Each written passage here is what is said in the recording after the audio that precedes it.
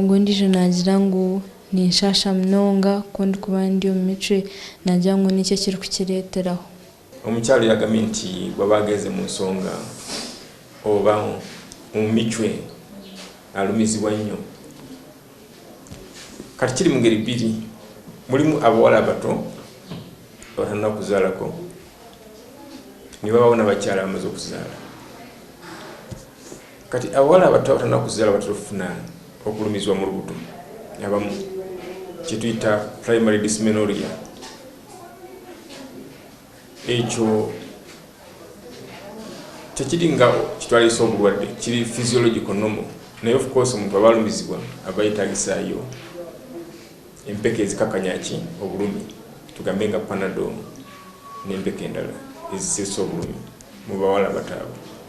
Ate obulumi obwo oba primary dysmenorrhea buteekwa okuba nti osooka n'olumizibwa then otandika periods, obulumi bwa bukola ki bukendeera. Naye waliwo abakyala abalala babawala nti agenda mu periods nga talumizibwa, naye ate bw'atuuka okumaliriza n'andika okulumizibwa. Kati ekiba kitegeeza nti mulimu ate obulwadde obulala bweyongeddemu. Oyinza okuba nga ofunye obulwadde ogenda mu nseke oba obulwadde ogenda mu nnyinenda n'oba nga weetaagisa okufuna obujjanjabi. Kati omukyalo yabuziza ekyo aba nti alumizibwa nga tanatuuka mu periods, ayinza okugenda mu kalwaliro okumpi n'afuna just painkillers nga Panadols. Kiyinza okutetaagisa genda mu ddwaliro kubanga kizibu ogenda mu ddwaliro buli mwezi, ayinza okugenda ku drug shop naba ng'afuna empeke ezo n'azimira nga periods zinnatuuka. Naye bw'aba afuna okulumizibwa nga periods zimaze okutandika, then yeetaagisa agenda mu ddwaliro asobola okukeberebwa kulaba nti enseke teziri mu ddwadde. Kandi ogu nagira ngu ninshasha omunda nto kandi nyinenda nkore ki ninye kepi? Yes, kepi nashasha mu enda nto. Yes, ate alina enda n'olubuto. Ekyo kibuzo kifaanaganyeko n'ekiyasa okubuuzaako omulala nti alumizibwa mu lubuto nga omwami yagambye mu kyalo emyaka 23 nti omukyala we alina olubuto naye alumizibwa mu nda nto. So that case nga bwe nakyogedde kuli ayinza okuba nti omwana akula n'aba ng'asika empagi zino oba ligaments eziwanirira nyinenda, nekiba nkimeta okula nti akola ki afuna okulumizibwa. Ekyo ntuba nti kyetaagisa nnyo ddagala. Naye ate oluusi ayinza okuba nti nga bwe nagambye nti wano wansi era mu enda nto yewali akawago k'omusulu.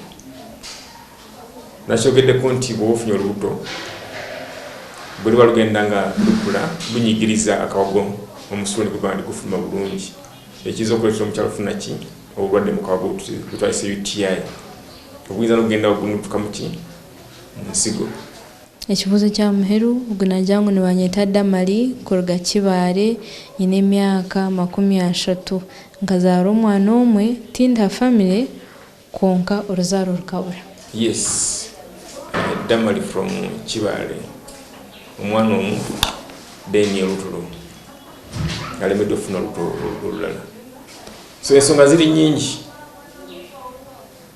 lwaki omukyala ayinza okufuna okulema okufuna omulundi omulala kyetuyita secondary infertility. Ekisooka mu kuzaala ayinza okuba nti yafunamu infection, yafunamu obulwadde ne bugenda buyingira mu nseke ne ziba nti enseke ezo zikola ki zizibikira.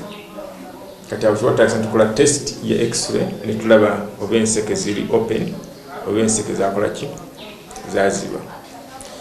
Then ensonga ey'okubiri ayinza okuba yavamu omusaayi mungi nnyo. Omukyala bw'azaala n'avamu omusaayi mungi nnyo, hormones ezimu eziyamba mu kukyala okufuna olubuto ziba zikendeera. Ekyo nakyo kiyinza omuleeta okulaba nti akola ki ali mu kufuna olubuto. Then alina okwetaagisa okukeberwa okulaba hormones ziri zitya. Then ensonga endala ayinza okuba nti simanyi oba omwami bwe yafunamu olubuto ye mwami era omwami ogwalina, kubanga oluusi osanga nti yalina omwami omulala n'afuna omwami omulala. Kati ekyokulema ofuna olubuto kiri ku sayidi zombi nti oluusi kiyinza okuba nti omwami yemereddwa okukola ki okufunisa omukyala olubuto kale kyetaagisa okumanya oba omwami y'omu taata w'omwana oli oba yafunyeyo omwami omulala n'olwekyo kiba kyetaagisa nti omwami naye kyetaagisa okulaba nti akeberebwa alabe nti asobola okukola ki alina enkwaso okusobola okufunisa omukyala ki olubuto. Dr. Webale Munonga. Kale webale.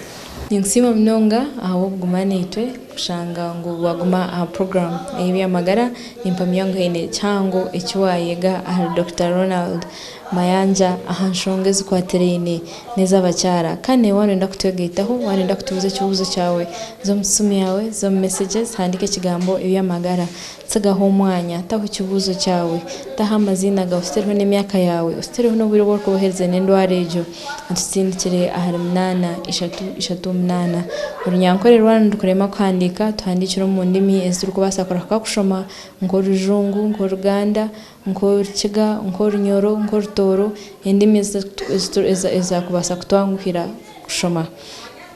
Program eji yani kushibaho abakazire health products bene byo kunywa nka kazire lemon green tea, kazire aloe green tea, kazire beetroot juice, kazire orange tea hamwe na kazire water byo kunywa bibiri mu Uganda yona kandi nabigurira aha kabeyi kahansi kandi konkantu habura ngo wano horoteine inokwe ukota rwehurira jo magara nikirungi kuraka kuhikirira umushaho otendekirwe akakukebera akamanya endware yoine akakuragurira muje kutukiza tubasibura aha n'abantu Gloria Kanyonyozi twastayise Dr. Ronald Mayanja kandi kurga harinya na nabirani nkora nabo emi mchunguzi Francis Kayemba tureba no gundu murundi hanga barinde.